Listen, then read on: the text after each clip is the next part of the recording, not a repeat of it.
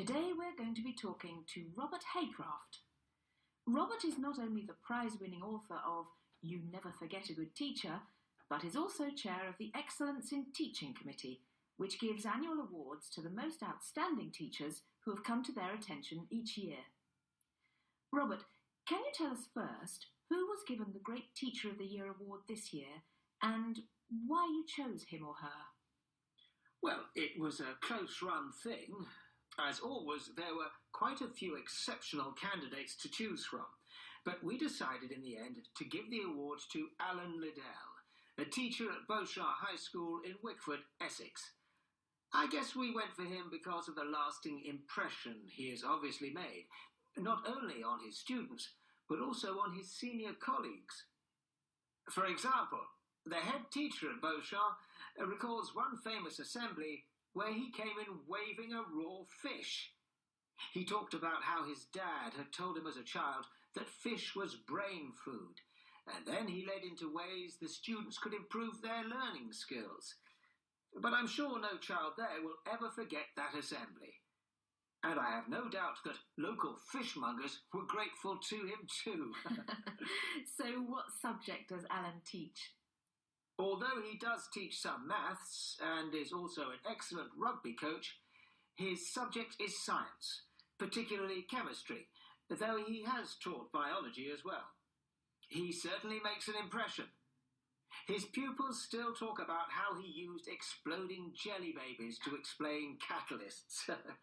They got to eat them afterwards. He has an amazing talent to make experiments exciting. So, is his ability to stage memorable stunts the main reason why you gave Alan the award? It was a factor, of course, but certainly not the main one. Good teaching is far more than showmanship. His skills go far beyond simply grabbing students' attention with clever stunts. Alan has made his name in his own school and in its surrounding primaries and high schools, thanks to his passion for trying to understand the way each child learns. His mission is to establish students' individual learning styles, and then to offer teaching tailored as far as possible to the needs and skills of each pupil. This approach sees him incorporate into each lesson something for visual, auditory, and practical learners alike. So, how does he find out what a child's preferred learning style is? Well, he does this in a typically engaging way. Pupils arriving in the autumn term for a science class with Liddell may find themselves set challenges such as learning the numbers 1 to 10 in Japanese in 60 seconds. Some may find gazing at the words on the blackboard the easiest approach. Others will want to say them out loud, while a third group will link the sounds to words in English. And a lucky few will use all three styles. The exercise, Liddell says, helps him to analyse his students and tailor his teaching accordingly. He says that he will teach in a completely different style with a different class, according to the results of this activity.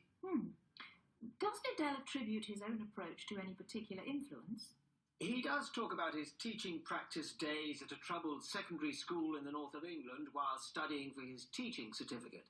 There he says that if you stood still for 2 minutes, you probably would have got hit, or the students would just have disappeared. He wanted these troubled pupils to have the same joy in science that he had. So he realised he had to start very quickly to find out what would actually get them interested. What do his colleagues think of him? Well, the head teacher, along with a group of former pupils, nominated him for the prize. He warmly praises his ability to engage with the most reluctant student. Let me quote from the nomination. Alan has always got this attitude and belief that he will never give up with anybody. He is always trying to motivate, and he generates within each student an incredible amount of self-belief. Once they've got that, it helps them to go beyond their boundaries. Is there anything else about Liddell's own educational background that has profoundly affected his style? I think perhaps his own background has formed his faith in the need for personalised approaches to education. His own school days were characterised by the traditional chalk and talk approach in a northeast mining village. This approach was, of course, typical of its time. He says that many of his school friends left at 16 to go down a pit which was doomed to close only a few years later. He is confident that, had they been taught differently, many of his old classmates would not have been put off study and would have gone on to further or higher education.